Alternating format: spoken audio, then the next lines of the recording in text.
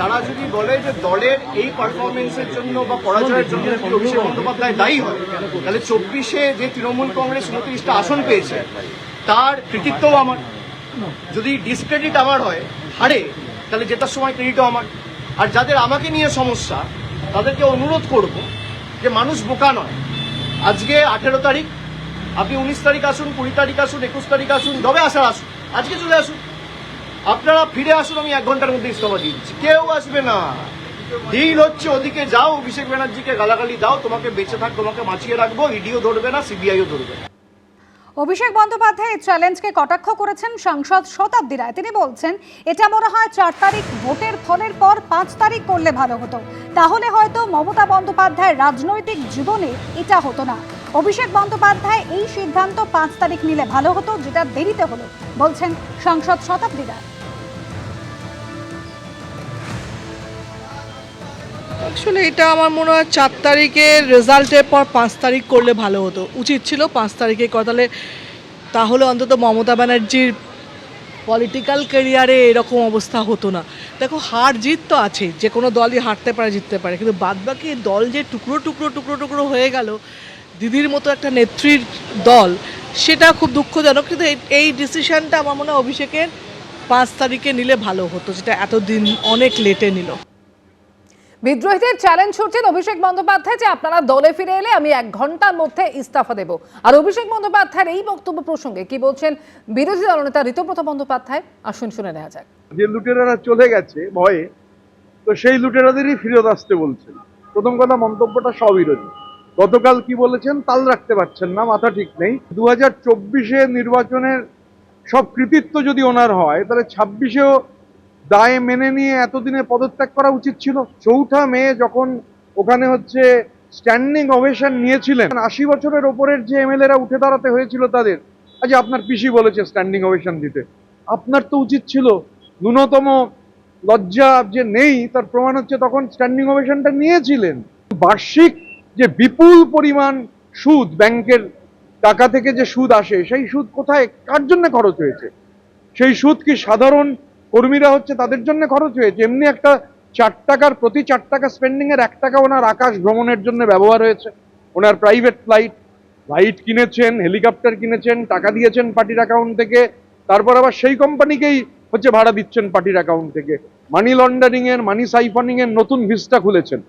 তো এটা তো আমরা জানতে চাই, আমাদের তো জানাতে হবে যে এই টাকা কি ভাবে হচ্ছে খরচ হলো, কার জন্য খরচ হলো। ন্যূনতম লজ্জা থাকলে অবিলম্বে হচ্ছে পদত্যাগ করুন। শুধু জেনারেল সেক্রেটারির পদ থেকে নয়, যেটা আছে তার সঙ্গে লোকসভার দলনেতারও যে কজনের উনি দলনেতা, সেই কজনের লোকসভার দলনেতার পদ থেকেও পদত্যাগ করুন। আর অভিষেক বন্দ্যোপাধ্যায়ের চ্যালেঞ্জ নিয়ে কেন্দ্রীয় প্রতিমন্ত্রী সুকান্ত মজুমদারের বক্তব্য, এরকম চ্যালেঞ্জ উনি বারবার করেন। অভিষেক বন্দ্যোপাধ্যায় নিজেই চান না সবাই দলে ফিরুক। বহুবার এই ধরনের চ্যালেঞ্জ করেছিলেন। 19-এ বলেছিলেন যে অর্জুন সিং যদি জেতে উনি হাতের পাঞ্জা নাকি কেটে দেবেন। তারপরে বলেছিলেন দুর্নীতির যদি কোনো চার্জ বা ওনার বিরুদ্ধে কিছু আসে তাহলে উনি নাকি ফাঁসির মঞ্চ, কাউকে কিছু করতে হবে না, উনিই ফাঁসির মঞ্চ বানাবেন এবং তার সেখান থেকে ফাঁসি নিয়ে নেবেন। তো সমস্ত কিছুই হয়েছে, কোনোটাই উনি করেননি। তো ওনার কথাটা কে বিশ্বাস করবে আমি জানি না, সেটা ওরা তৃণমূলের ভেতরের ব্যাপার। কে বিশ্বাস করে যাবে, কে যাবে না, কে অভিষেকের হাত ধরবে না, কে দিদির হাত ধরবে না, আমাদের জানা নেই। কিন্তু এটা কমসে কম আমি বলে দিচ্ছি যে ভোটের আগেও যেটা বলতাম যে তৃণমূলের শেষ পর্যন্ত পিসি আর ভাইপোই পড়ে থাকবে, আর কেউ থাকবে না, সেটা সত্যি হচ্ছে। আর এর আগে খুব সম্প্রতি শিবির বদলেছেন মদন মিত্র থেকে শুরু করে অনুব্রত মণ্ডল এবং বিদ্রোহী হয়েছেন রাজীব বন্দ্যোপাধ্যায়, এবং তাদের প্রত্যেকেরই নিশানায় অভিষেক বন্দ্যোপাধ্যায়। অভিষেকের জন্য অনেকেরই জেল যাত্রা হয়েছে এবং আরো অনেকের জেল যাত্রা হবে, সেটা অভিষেকের লিস্ট তো আমি বলতে পারবো না। তবে আজকে পশ্চিম বাংলায় যে দাঙ্গা হাঙ্গামার রাজনীতি, সব কিছুর জন্য যিনি দায়ী, only and one and only Abhishek Bandyopadhyay. আমি জেলে গেলাম কেন? চলুন, কি জন্য জেলে গেলাম, কার জন্য গেলাম? অভিষেক ব্যানার্জি। 100 বার। আপনি ছিলেন নাকি কাছে? আপনি মমতা ব্যানার্জির কাছে ছিলেন নাকি? ফোন করেছিল, ছিলেন? 4বার ফোন করেছিল ইলেকশনে হারার পর। আলাম চোখে দেখো না কানে দেখো তুমি, আর শুধরেই নাওগা। দলটার এই জায়গা আজকে শুভেন্দু অধিকারী আজকে কেন দল ছেড়েছে? শুধুমাত্র অভিষেক বন্দ্যোপাধ্যায়কে নেতা বানাতে গিয়ে, অভিষেক বন্দ্যোপাধ্যায়কে মান্যতা দিতে গিয়ে আজকে শুভেন্দু অধিকারীর মতো এইরকম একটা বলিষ্ঠ নেতৃত্বকে আজকে দল ছাড়তে আমরা বাধ্য করেছি। ইডির থেকেও ভয়ঙ্কর অভিষেক বন্দ্যোপাধ্যায়কে হিটলারের সঙ্গে তুলনা করেছিলেন বিধায়ক মদন মিত্র। পাল্টা অভিষেক বন্দ্যোপাধ্যায় মদন মিত্র সম্পর্কে কি বলেছেন শোনাবো।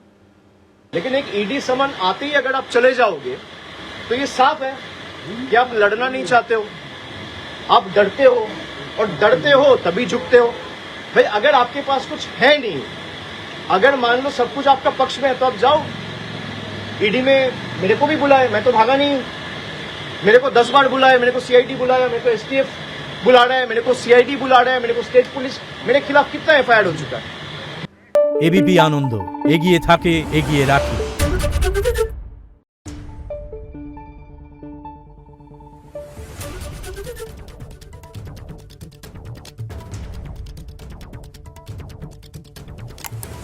Thank you.